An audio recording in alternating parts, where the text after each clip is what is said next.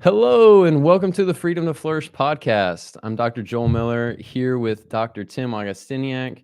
Back at it. Dr. Tim, I'm glad you're here. I missed you in the last one. How are you today? I'm good. A little tired. Getting back with the time change is messing with me a little bit. Not sure if you mentioned this, but I was not feeling well for the time that worked for us with this last week's podcast, and we just had to get it done. And my voice was gone, and so I had planned on toughing it out, but I couldn't even speak a sentence without sounding horrible. So had to sit one out. Hopefully everybody understands, but we're back at it today. Voice isn't 100%, but we're most of the way there. So ready to go. Awesome. Well, super glad you're back. So just to recap, this is going to be nutrition part 3. This one's going to be primarily dedicated toward diets. And we were kind of talking about this, Dr. Tim and I, as far as how we wanted to go about this, whether we wanted to actually walk through the diets and explain like what each one was. We'll do that a little bit, but that's pretty basic stuff that you can, pretty basic information that you can kind of find online. So what we're kind of going to do is walk through a lot of the most common, most popular diets. We're going to talk about from our perspective, working with patients every day with a lot of different health issues and just our experience with different diets and working with those. We're just going to talk about that, what that looks like, why certain diets work, why some don't. We're going to talk about just kind of what we see with those things and just kind of have a conversation about all that. I'll do a quick recap of just kind of last episode. That's episode 14, nutrition part 2. I really kind of went through a lot of the bad foods that you want to avoid. We talked a lot about just kind of making sure to look through the ingredients, the nutrition label, understand what you're putting in your body and what it's doing to you. I walked through an example of a number of examples of what I might eat through the day. So between breakfast, lunch, dinner, talked a little bit about some desserts, condiments, and even restaurants and what I might like there, what I might approve of. So if any of those things interest you, would definitely encourage you to go back and check out that last episode. And then, of course, in episode 13, nutrition part 1, we kind of went through a lot of the basics with nutrition, went through macronutrients, micronutrients, proteins, fats, carbs. We went through a lot of really good stuff there. So would definitely encourage you to check that out. Dr. Tim, we continue to talk about this all the time, but when it comes to health, there's so much more to health than just than just walking or exercising every day. And I mean, there's even more to health than just eating well, right? There's nutrition, there's movement, there's our mind, there's our thoughts, there's, I would argue there's spiritual things there too. But obviously the nutrition is huge. I mean, what we put in our body, it doesn't matter to some extent how well our thoughts are, or how much exercise we get. If what we put in our body is constantly bringing us down, causing inflammation, causing nutrient deficiencies and that kind of thing. So I think the listener gets that, but something that we can always kind of reiterate there. So Dr. Tim, so glad you're here. So glad you're here. So let's go through these things. Let's go through these diets. And I think we'll start, number one, Dr. Tim, give us a rundown of the diets that we'll be talking through today, and then we'll jump into the first one. So we've kind of got a little bit of a list of things that we're going to cover. So first things first, we're going to talk about like a vegetarian diet and then vegan, and kind of our opinions on that. Next thing we're going to get into is paleo and then carnivore. After that, keto and then the Mediterranean diet.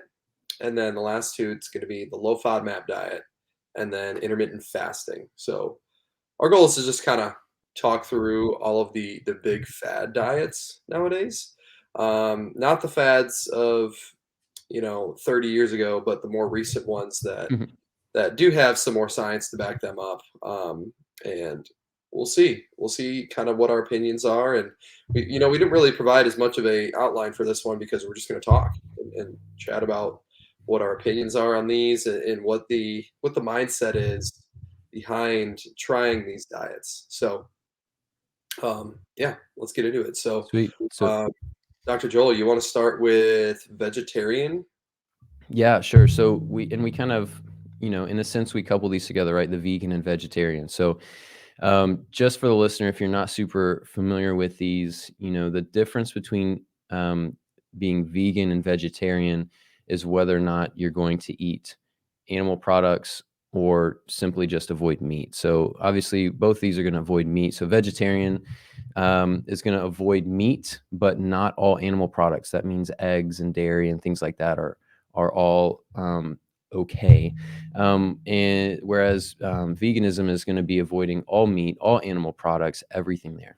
And all in all, I think that there are definitely some benefits with these things, but ultimately, I think that it's not a great diet. It's not the best way to eat, and we'll kind of explain why as we walk through this. I mean, Dr. Tim, I don't know about you, but I see a number of patients that come in that are on these diets, and it's actually interesting.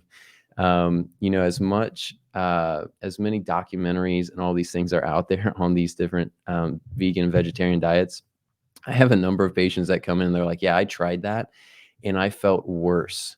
And I started eating meat again and all these things and feel better. And so it's kind of interesting. But I do have some patients as well that's like they've done that, they've eaten that way for many years, and they feel great on it. And so I think there's some reasons there. I think number one, Dr. Tim, I think whenever we look at diets, one of the benefits is most people are being just diligent with their nutrition and they're avoiding processed foods. That's, I think, hands down, I think that's one of the most important things that helps benefit people. But I also think that a lot of meat and a lot of animal products can cause a lot of inflammation if it's coming from a bad source. And I think that's probably the second thing that I would say, the second reason why going vegetarian or vegan can be beneficial. So number one, they're usually avoiding more processed foods or eating more whole foods, which is going to be great for everybody. And then number two, they're avoiding more of the animal products, which are coming from bad sources, essentially, and more inflammatory. And then, Dr. Tim, I would say number three, I would say the third thing that I see with these kinds of approaches, diet wise, is a lot of people will stop eating meat and they'll feel better. I think ultimately what I've seen, I think it's a methylation issue. I think with methionine and just not being able to process that through the liver and so forth, I think people have a difficult time processing meat and therefore they just feel a little bit worse with it. And that ultimately comes down to some different deficiencies that are very easy to fix. And so I think that's a really big key there. But Dr. Tim, what are your thoughts on vegetarian and veganism? Do you kind of agree with some of those points? Do you have any other thoughts that you love to share with patients? Yeah, so definitely agree with pretty much everything that you covered so far. Some other things that I kind of wanted to touch on is, um, you know, those are the people that feel okay on this are the ones that do it right. And Mm, you can still, it doesn't tend to be something that's like a lifelong sustainable thing.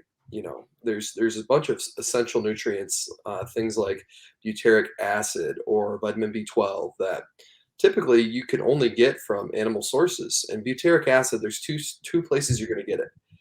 It's an essential fatty acid. You can get it from your healthy gut microbiome, interacting and digesting indigestible fiber that you consume, um, and it will produce butyric acid. Well, the other option is dairy. You can just get it straight up from dairy.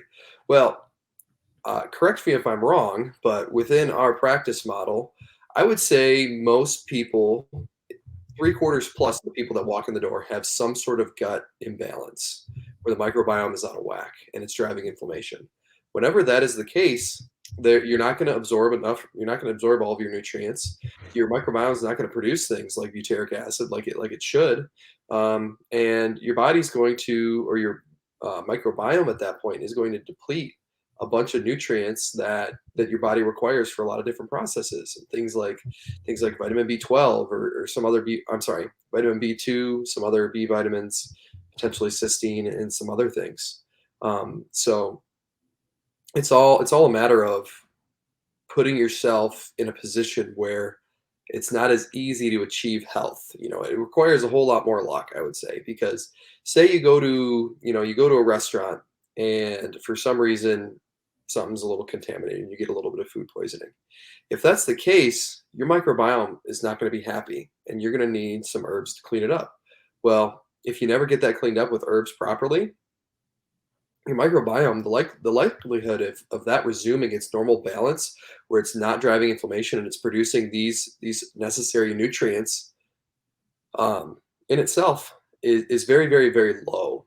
And so, in the case of vegans and vegetarians, if you were avoiding things like dairy, the likelihood of you getting sufficient butyric acid and other essential fatty acids is pretty dang low.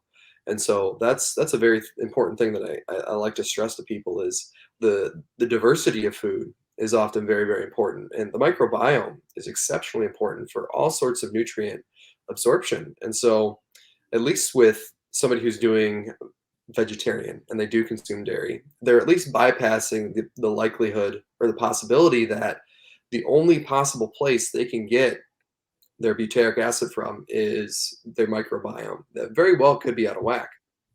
And from what we know about like a low FODMAP diet and things like that we'll touch on later, if you are eating a lot of FODMAPs or short chain sugars found in foods, you can actually provoke the microbiome if it's creeped up into the small intestine and drive gas. And so when that's the case, a lot of times a vegan or vegetarian diet can be very, very, very provocative because you're relying on a lot of FODMAPs just inherently because you're eating a lot of plants that can drive that issue to get worse. So Right. plenty of things to unravel there. But another thing that I kind of wanted to touch on is back to my point about those who do it right tend to feel better. And I've heard of some people, they're like, oh, I'm vegan, but they eat a lot of tofu, a lot of carbs, where it's just very like bready and pasta-y and things like that, where it's not like they're planning out meals for the sake of getting a lot of protein and having a good, well-rounded diet. It's more so just willy-nilly avoiding animal products. When at least with people that do it right and do feel pretty good on it, they've gone through and made sure that they're getting sufficient protein and fat and all the things that they need to survive and thrive at that point. At least, in the short term that it typically works. So Yeah. it can be healthy in that point for a small period of time, just to avoid processed meats and things like that. But on the flip, if you're just going to eat a bunch of crackers and breads and not get the nutrients that you need, that's when things start to get worse. And so I've seen a handful of people that over time, they're like, oh, I felt great on this, and then over time, health just kind of starts to decline. Right. And there's a lot of reasons I think that is, and I think it's what I just touched on with the butyric acid and also protein and not getting enough B12, things like that slowly make health worse because you're essentially draining the battery that you have stored of all those nutrients. So Yeah. beyond that, it's not something I do, and it's not something that I recommend, because if you get animal proteins and fats from a very good source, there's some of the healthiest things that you can eat. So Yeah. final thing that I want to touch on with that is to your point about methylation, and that's a lot of the reason why people don't feel good when they eat meat. Another thing I want to bring up is like biliary health, gallbladder, and sufficient bile production to help digest the fat component of things like beef and chicken and all the proteins. So it's necessary for sufficient stomach acid to start digesting proteins and break them down into amino Yep. acids. And then once you get into the small intestine, you require bile excretion to break down fats further Right. and kind of cleave those. So then your other digestive, your lipases can get in there and start breaking things down. So Yep. in that case, if somebody's gallbladder is not healthy, they're just inherently not going to feel good if they eat high fat meats. Totally. It just doesn't compute. So Right.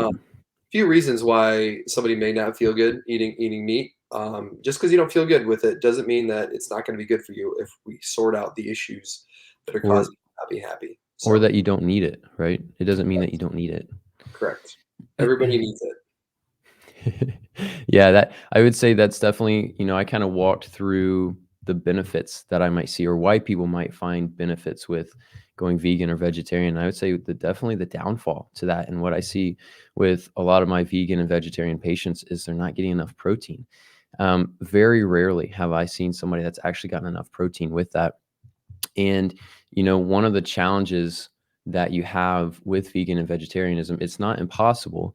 It's not impossible to not get enough protein. You can, but the challenge is most vegan, vegetarian foods, protein sources are going to have a low bioavailability with the amino acids, essentially meaning that even though you might be getting 20 grams of protein in, your body's not actually able to utilize 20 grams of protein. It's more of like 7 to 10 grams of protein. Whereas those animal sources of protein are going to have a much higher bioavailability. Your body's going to be able to actually utilize those to a very high percentage.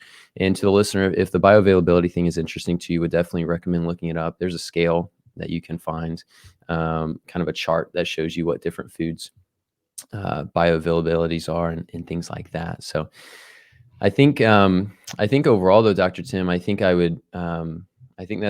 stand with you in that same place that yes, I think there's some benefits to the vegan vegetarian approach, but that's not something that I do. It's not something I even recommend for patients. Essentially, my stance on that is like, hey, there's different benefits here, but we want to take those benefits, which are actually going to be found, I think, more so in some of the other diets that we'll talk about, especially the paleo diet. And then we want to make sure that that number one, their gut health is doing well, and number two, that their methylation is doing well, so they can digest protein and make sure they have enough stomach acid and so forth to have optimal digestion. Because just the vegan vegetarian route, like you mentioned, you're prone to having a lot of different gut issues because you're having a lot of different starchy foods and things like that that can throw off the gut biome. So there's a lot there, but I think that I think all the points that you made are super helpful. And to the listener, I think one thing that would be helpful for us to mention, and I share this with patients all the time, like I have nothing against veganism or vegetarianism, other than the fact that it's ultimately going to lead to other health issues because it's a little bit less than optimal. Just having the lack of protein, having the lack of amino acids and things like that. So there's definitely some benefits, but I think there's better. Dr. Tim, you mentioned, let's jump to this one. You mentioned the increased amount, right, of starchy foods and so forth in the vegan vegetarian diet, and how that can lead to gut issues. Well, the opposite of that would essentially be going carnivore, right? To where you're just eating protein, you're avoiding all those things, and a lot of people find benefits going carnivore. We've talked about this a little bit, but shed some more light on that. Why do people find benefits in going carnivore? And is that something that you like to do or recommend for patients? It's I don't necessarily recommend a whole lot in regards to, I'll call them the fad diets. So if somebody walks in my door and we're really struggling to calm things down, maybe that could eventually be on the table, but I haven't yet. So with carnivore specifically, all of the things that are going to drive inflammation are eliminated. So carbs, vegetables, you name it, all the stuff that goes with that is totally eliminated. And so if you just Right, get organic grass-fed beef, chicken, eggs, all just animal proteins and fats, there's nothing in there that should be inflammatory. right, And so you're taking a huge, huge, huge, huge inflammatory load off the system. So with carnivore specifically, you are essentially just giving your body the building blocks that it needs to build itself up. You're made out of fat and protein, period. You need sugars and things like that for cognition and energy and all that. But I mean, your body has systems of converting protein and fat to energy and to carbs for the sake of utilizing for energy. So although it's not especially fun in the beginning when your body's kind of flipping that gear over to, there's a process called gluconeogenesis where your body utilizes protein to produce carbs for energy. It once you get over to that, a lot of people feel really, really, really good. And Yeah. the reason for that is you're just taking that huge inflammatory load off the system. So Right. with just getting, beef, chicken, pork, bacon, steak, all those things without the added inflammatory starchy component of the plants in there, you can take a huge inflammatory load off the system because a lot of times, say somebody does have a primary food allergy or intolerance, say it's something like, corn or gluten. Guess what? If you're carnivore, you are eliminating that. Say you have an imbalance in the microbiome. If you only feed yourself protein and fat, the microbiome doesn't like to eat that stuff. It likes to eat starchy foods and carbs. So that's why I like the low FODMAP food or the low FODMAP diet. It's great for helping with SIBO specifically because you're not feeding the microbiome as it's crept up into the small intestine. So you're essentially trying to starve it out while you're utilizing herbs to calm that down.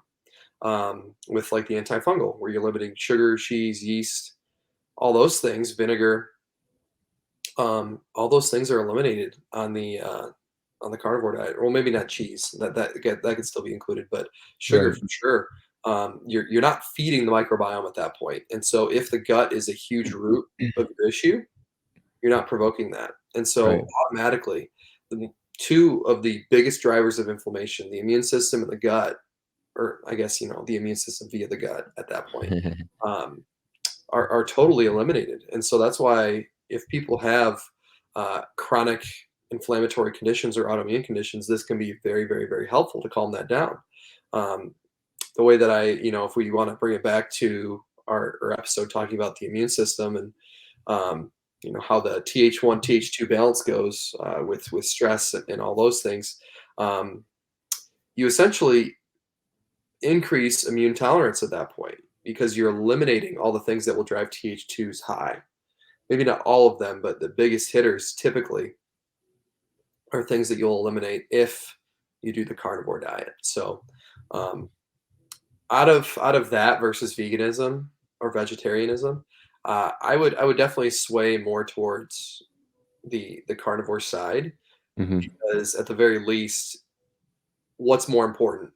The fact that you're getting lots of starchy carbs in your diet and eliminating inflammatory meats because they're not good quality, or eliminating all of the things that drive inflammation, meaning plants and carbs and all that, and then just getting the building blocks of our all of our tissues. I more so swing towards the carnivore diet in that regard, Yeah. where if you were to go really heavy on one um, macronutrient that's animal based at that point, I would go with protein and carnivore just because you're providing your body with what you need to build itself up. So and eliminating all the other inflammatory things that don't quite work as well. Right. Yeah.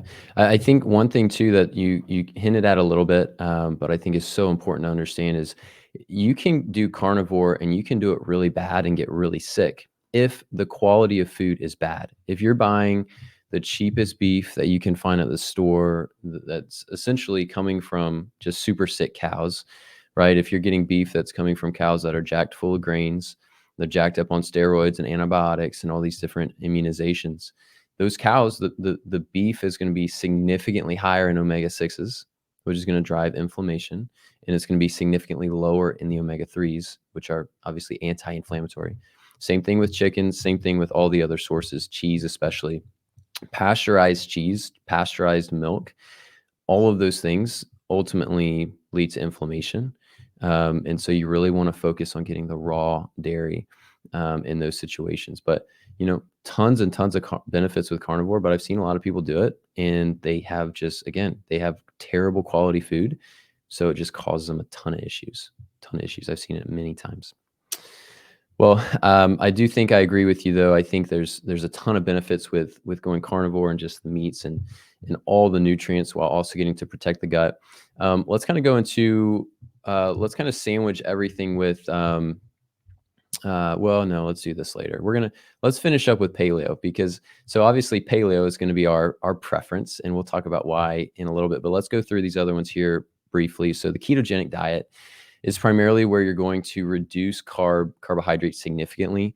And the ketogenic diet is going to be a little bit different, maybe based on who you talk to. Some people say you want to cut out carbohydrates 100% and really aim for this thing called ketosis, where your body is now running off of fats as fuel. And then some people say, well, you can have a little bit and that kind of thing. But obviously with keto, with the ketogenic diet, right, you're reducing carbohydrates, you're increasing fats as your main source of calories, and then hopefully you should be increasing protein.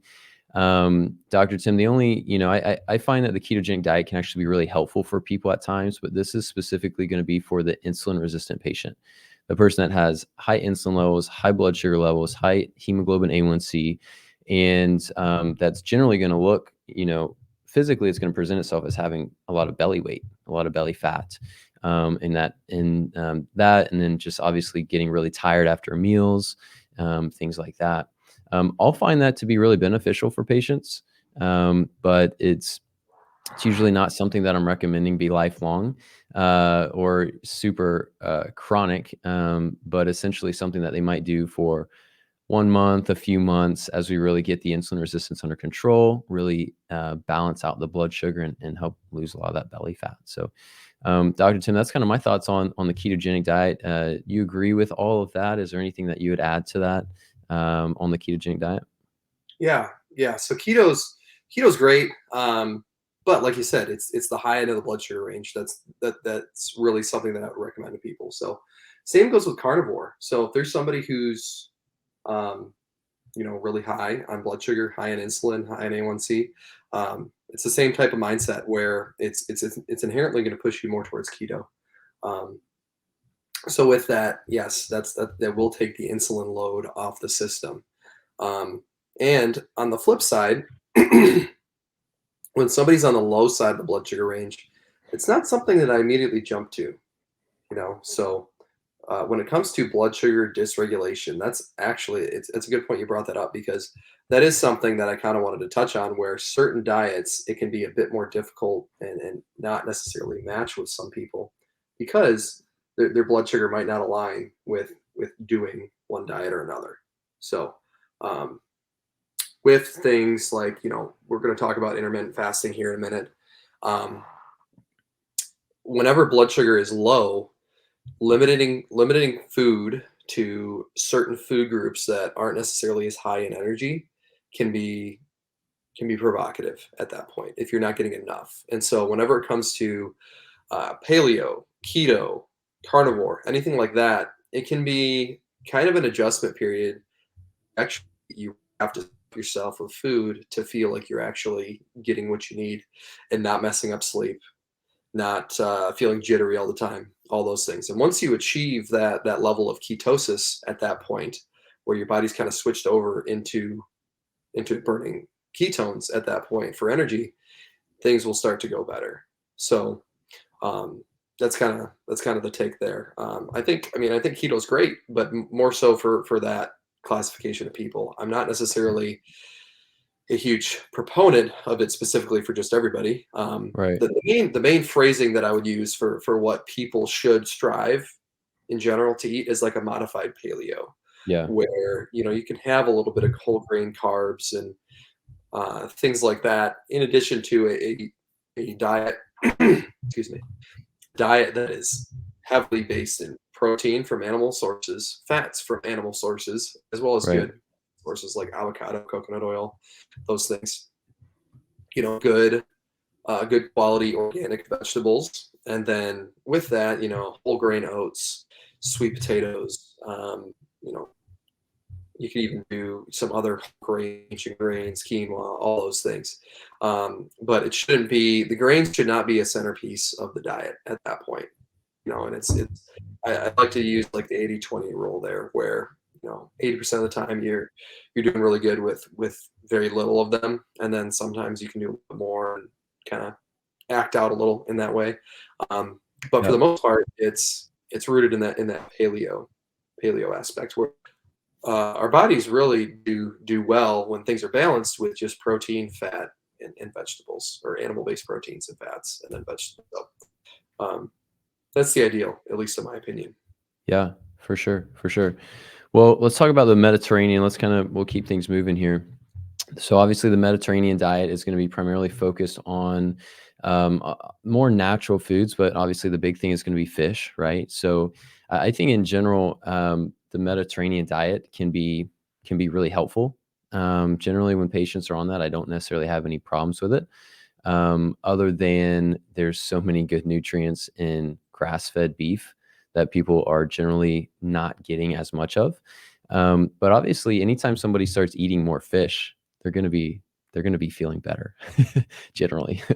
So I think the Mediterranean diet has some benefits there. Do you have a lot of experience with working with that, Dr. Tim, and any thoughts on the Mediterranean diet? Honestly, that's not excuse me. That's not one that patients typically come in saying that they're sticking to. Yeah, Of yeah, course, I know all about it, and at least with one of my nitpicks of it, the glass of wine a day, that you're allotted with that. I'm not necessarily a proponent of that. I think all the other healthy things that you do may make you so healthy that a glass of wine isn't so bad for you. yeah, Or it's the timing. It's based off of people who live in the Mediterranean region. They're getting lots of fish, lots of olive oil, lots of healthy whole grain or whole foods in their diet. And then from there, there's the wine component. Well, um, inherently, your body doesn't like alcohol. It'll break down. It'll cause a huge insulin spike. Um, Causes blood sugar to go through the roof. So it's not going to help there. And then it's an added tax on your liver. So Mediterranean diet minus that part, yeah, it's great. And then in addition to that, adding things like beef, I think are a great idea. So um, all in all, I'd say it's a pretty good diet. If somebody's coming in doing that, like you said, not a huge problem. It's to say, okay, well, how strict are you doing it, and are you right. having a glass of wine every night? Because that's a big thing that if done, I'm not going to say that a glass of wine every night is something that's going to be the root of what's driving your health into the toilet. Right. um, but if you're having a glass of wine with dinner, and it's just one, and you're not overdoing it or anything, and you're eating really, really good besides that, just like we say with the blood sugar stuff, somebody's going to have a little bit of something that's going to drive insulin because blood sugar is going to go up. As long as you root it in a really good meal of lots of protein and fat, it's going to blunt that blood sugar spike. And so, Right. I'm not going to say for certain that it's messing people up, but the likelihood of that messing you up is higher than if you're not drinking it. So, Yeah. um, Yep. just something that people would have to pay attention for if they're getting tired after they eat or things of that nature with the wine. And then from there, making sure that their liver is very healthy, they're methylating well, all that stuff. So that way they know they have the proper nutrients and the liver capacity to deal with that effectively. Yeah, that's a great point. That's a great point. And the other thing too that kind of comes to mind when we think and talk about the Mediterranean diet is a lot of times if people are doing it pretty strictly, they'll have a lot of a lot of similarities with vegetarianism in that a lot of plants, a lot of vegetables, which in and of itself is not bad. But like you'd mentioned earlier, if you have any kind of gut imbalances, that could definitely contribute to them, just because those things are feeding different gut bugs. And that kind of takes us into the low FODMAP diet. You really kind of already explained this one, but we'll just touch on it briefly. The low FODMAP diet can be really, really beneficial for people that have gut dysbiosis, people that have gut infections, gut imbalances, especially with bacterial and fungal overgrowth or infection issues. Dr. Tim, I think the one symptom that I see correlated with this is probably bloating and gas as the issue with having maybe some kind of issue with bacteria or fungal issue. And a lot of times when people go low FODMAP, um, that can be helpful in taking the gas off of the fire. But ultimately with fixing those issues, you mentioned this earlier, Dr. Tim, that you have to have the right herbs to do that. If you have the right herbs and you have the low FODMAP diet, we'll see these bacterial and fungal issues go away. A lot of times we'll see them go away within like 2 to 4 weeks. I mean, pretty quick compared to other places and what we've heard from other practitioners. So that's the low FODMAP diet. Dr. Tim, anything else that you'd kind of add to that? I think you hit the nail on the head. There's not much Yeah, to that and I one. mean, You just essentially avoid foods with fibers. yeah, So and it might be helpful for the listener to understand that FODMAP is an acronym. It's FODMAP. It stands for fermentable oligosaccharides, disaccharides, monosaccharides, and polyols.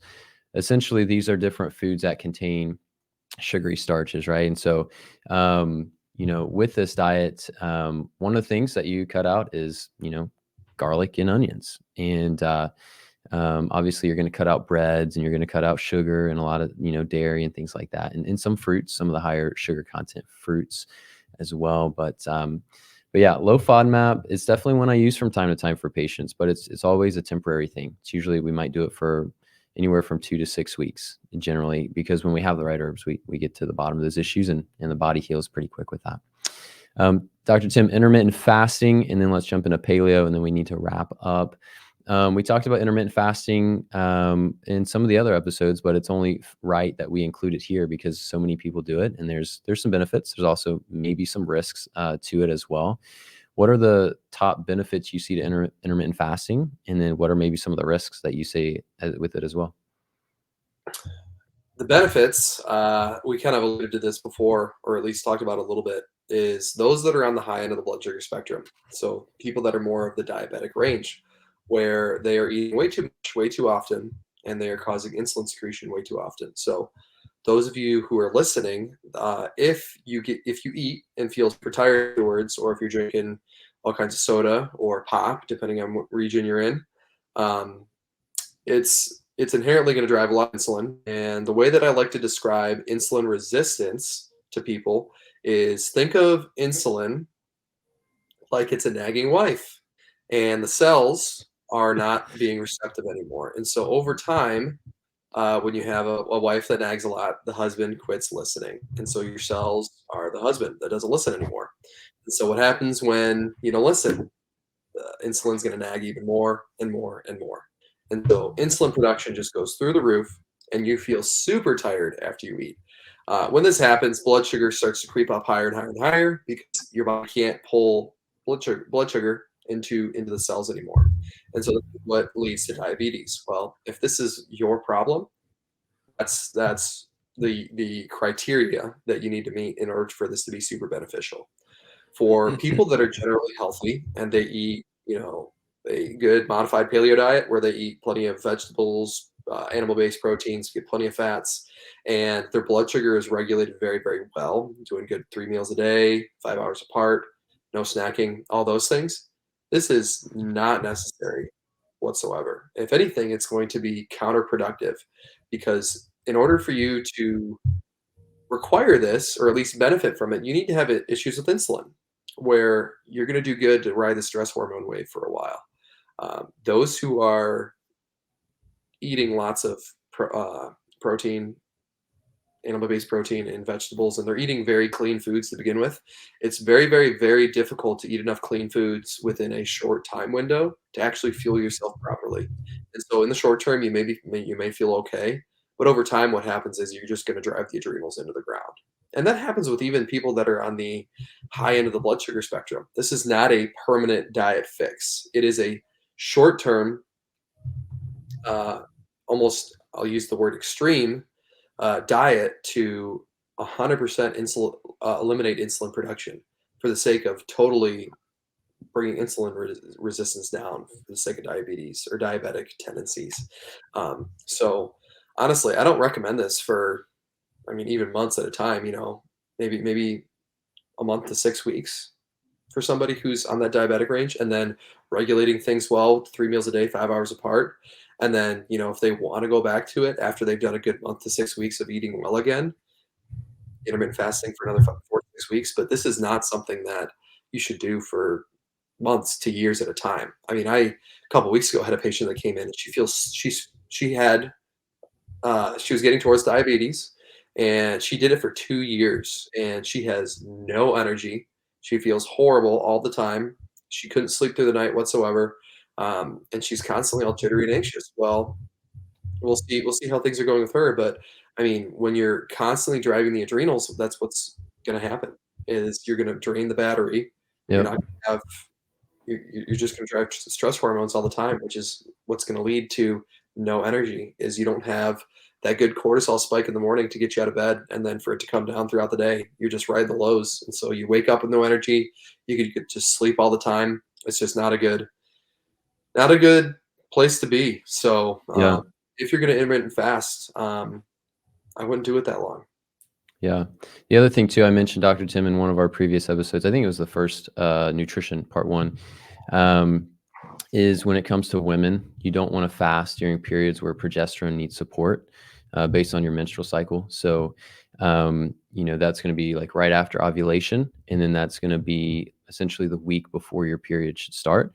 That's where you want to make sure to incorporate healthy carbohydrates, things like your sweet potato, maybe some rice, quinoa, that kind of thing. So, Dr. Tim, that's great. Intermittent fasting, lots of benefits, but obviously you have to know that you can't do it for super long. All right, Dr. Tim, let's jump into paleo real quick, and then we got to wrap up here.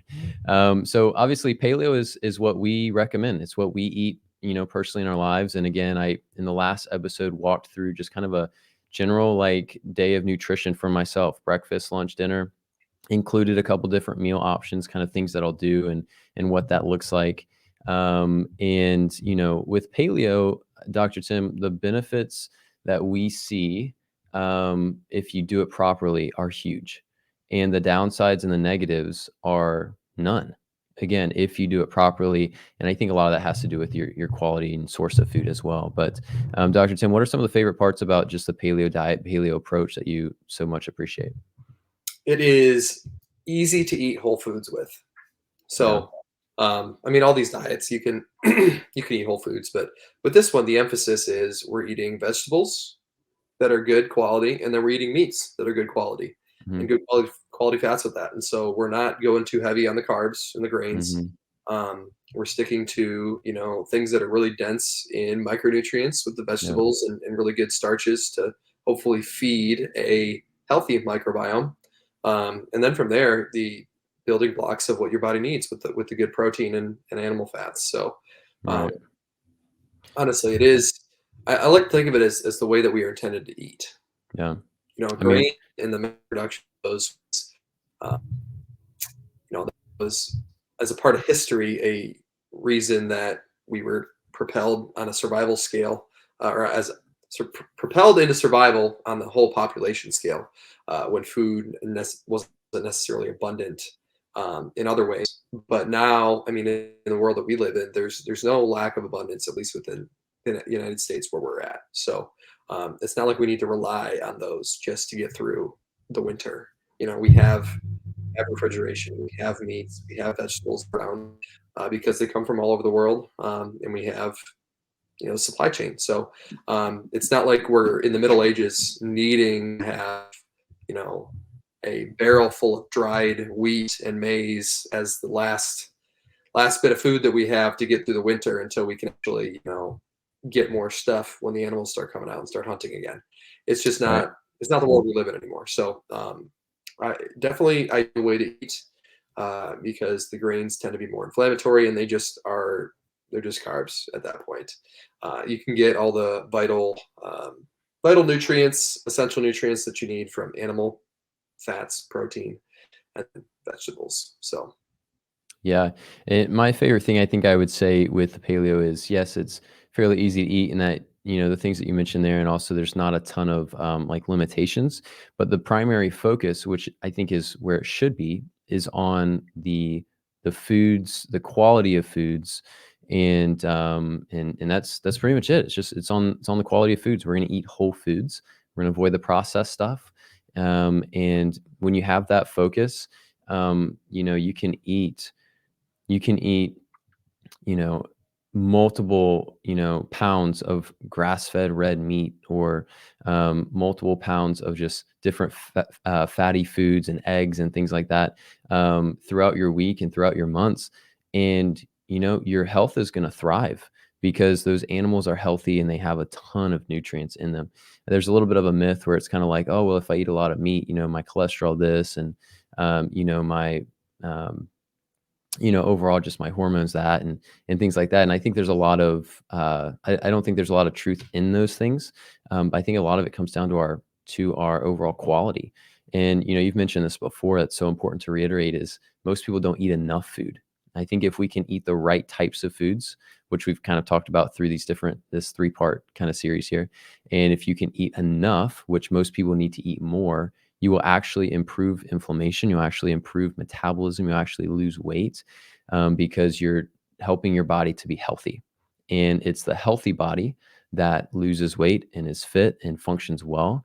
It's the unhealthy body that then gains weight and things like that. It's not the other way around. It's not you gain weight and therefore become unhealthy. The reason your body gains weight and becomes unhealthy is because of oftentimes the food that we put in. So the quality is probably the most exciting part for me when it comes to the paleo diet and just focusing primarily on that so that you can get nutrients from all different sources there. Dr. Tim, anything to add to that? Otherwise, we really need to wrap up here as we're at the end of our time. Anything to add? And then otherwise, how can people find you? I think we're all good. You can find me online at draugustiniak.com. I've got all my socials linked there. I practice in Bentonville, Arkansas. So all my contact info is on the bottom of the website, and the social links are in the top right-hand corner. If you have any suggestions of what we could possibly cover in future episodes, or even just questions, comments, concerns about what we talk about, all that stuff, feel free to reach out to us at the email or even shoot us a text at the number that we have on our website. And then from there, it's been a great episode, and thanks everybody for listening. Yeah, for sure. And again, I'm Dr. Joel Miller. You can find me online at drjoelmiller.com. You can look me up on the different socials, Instagram, YouTube, all that fun stuff. Practicing here just outside Dallas, Texas. So I ditto everything Dr. Tim said. Guys, thanks for listening. We'll see you guys in the next one. Shalom, peace. Thanks for joining us.